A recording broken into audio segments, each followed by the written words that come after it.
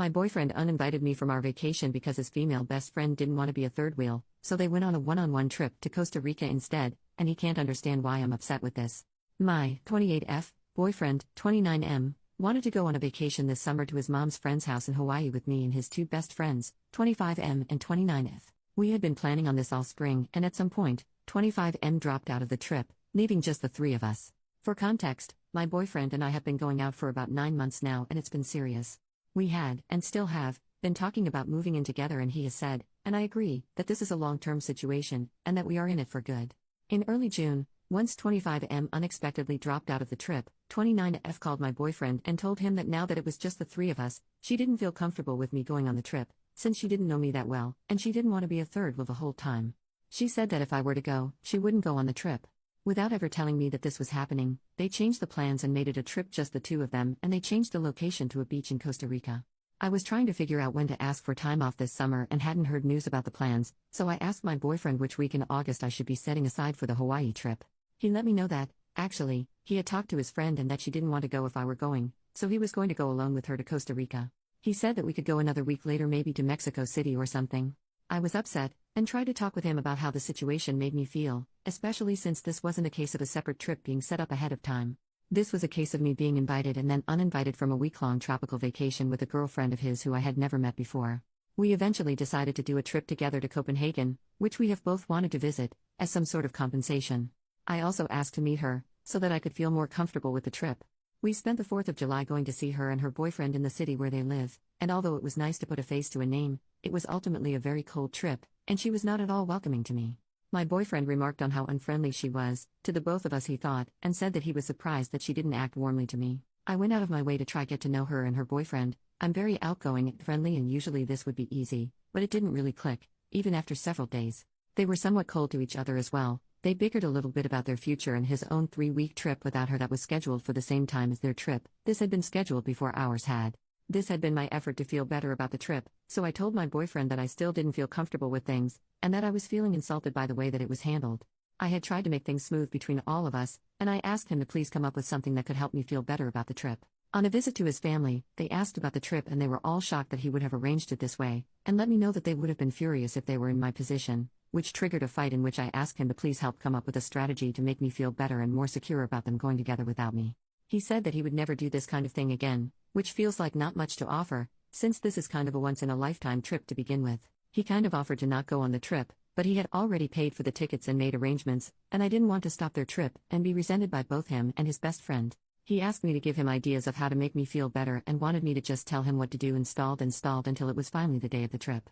He bought me a bag of peanut butter cups and I drove the two of them to the airport. I feel so disregarded and disrespected in this situation. I want to break up with him, but I don't want to burn up something that has otherwise been really good. Update, 9 days later, I was really upset the day I dropped him off and he was texting me but I wasn't responding. I wasn't sure what I wanted to do, but I didn't want to do anything at all in the state I was in.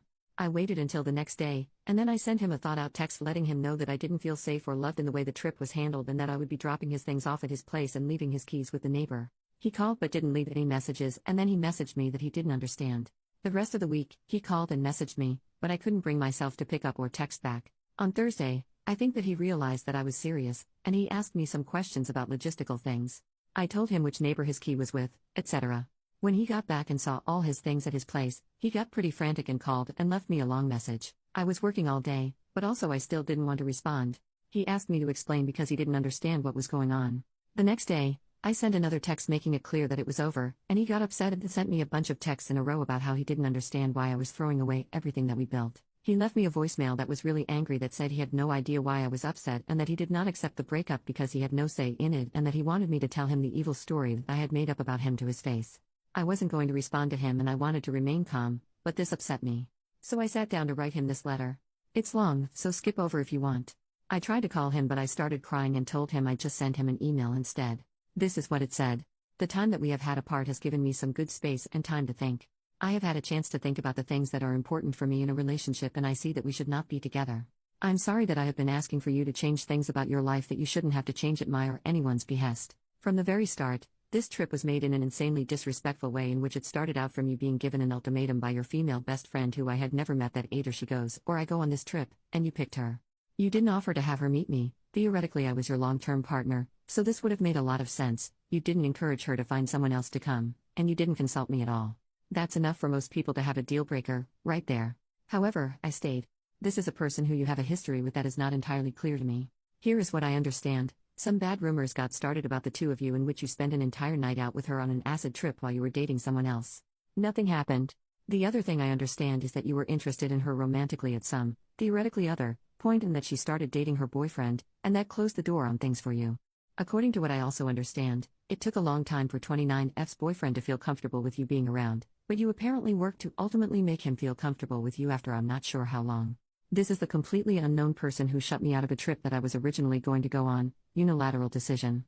You did not tell me this was happening until I asked when the trip to Hawaii would be. You purchased tickets in another very disrespectful situation in which I have cooked dinner and have guests present, and you choose to go into my room for well over an hour to select tickets with her, and in which I repeatedly ask you to please come to dinner because you say it will just be a few more minutes each time.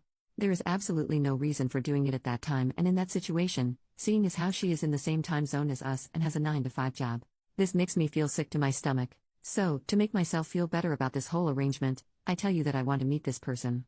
On my request, we arrange a trip to go meet her and her boyfriend, a brief trip in which they are, and you explicitly agree, inexplicably cold. The first conversation that we have is one in which 29F and her boyfriend argue about how she DM'd him while he was already in a relationship and got him to date her instead.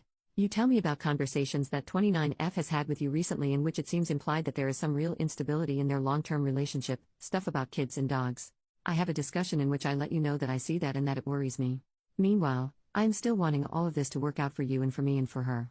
I, at this point, am planning on being with you for the long term and see no benefit in telling you to not go on a trip with your best friend. I want it to work out. But each and every interaction surrounding this trip chips away at my ability to handle it, the conversations that seem to go nowhere, etc. Your dad, your mom, and your grandparents are all very surprised when we tell them about this trip. It is becoming very obvious that this is a dangerous trip to make with the fragility of our relationship. 29M, we had only been together for 9 months. How long did it take before 29F's boyfriend was comfortable with you hanging around? Much less going on a one-on-one international tropical vacation in which he was uninvited because of your request.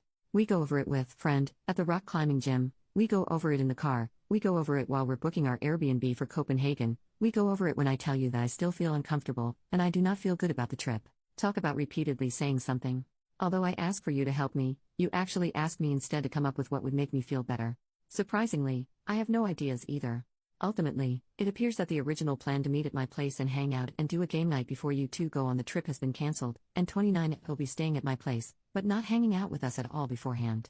You attribute it to you not bringing it up with her early enough. This is apparently not something that was discussed even 2 nights before the trip. This upsets me. You do not know what to do. I don't blame you. At this point, it was well out of hand. I don't know what to do either. There is no good solution that I can think of besides waiting for the trip to be over.